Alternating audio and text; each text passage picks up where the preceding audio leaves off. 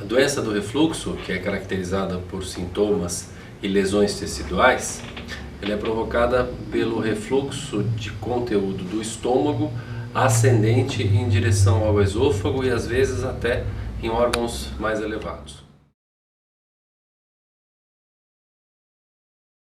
A doença do refluxo aparece por um defeito num esfíncter, que é uma válvula existente na passagem do esôfago para o estômago, cuja função dele é justamente evitar que ocorra esse refluxo, e uma vez esse esfíncter doente, existe um grande número de episódios de refluxo do conteúdo do estômago em direção ao esôfago, e isso causa sintomas e pode causar lesão de esôfago. Os sintomas da doença do refluxo eles podem ser divididos em sintomas esofágicos, que são a queimação ao nível do osso externo, que é atrás do peito, e a sensação de que alguma coisa quente queimando sobe de baixo para cima do estômago em direção às vezes até a garganta.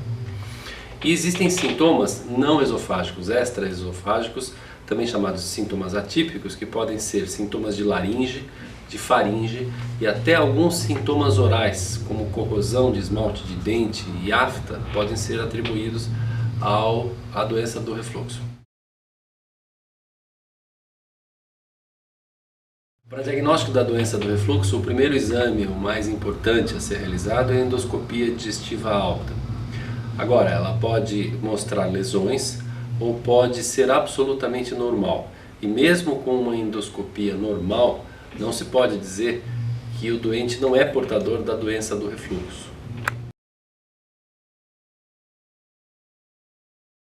Existem dois tipos de tratamento para a doença do refluxo. O tratamento clínico, que é baseado em mudanças de hábito, em dieta e medicamentos. E existe o tratamento cirúrgico da doença do refluxo, e o tratamento cirúrgico fica reservado a casos graves, a casos que não respondem bem ao tratamento clínico ou aqueles casos onde os sintomas incomodam demais, e aí opta-se pela realização do tratamento.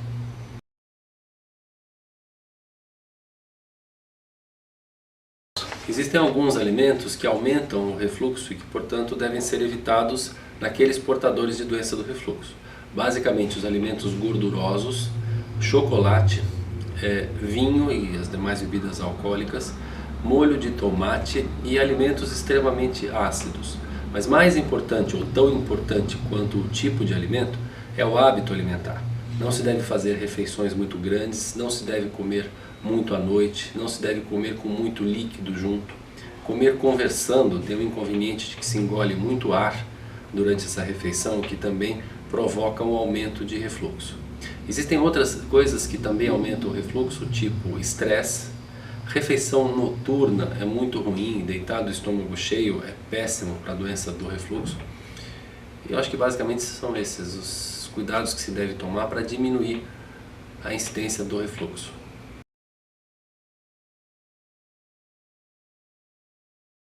Outros cuidados que podem diminuir o refluxo estão relacionados não tanto ao tipo de alimento e nem a hábitos alimentares, mas fumo é um hábito que aumenta demais o refluxo. Emagrecer causa uma intensa diminuição do refluxo, e existem alguns remédios, aqueles relacionados à terapia de reposição hormonal, que devem ser também diminuídos por aumentarem o refluxo.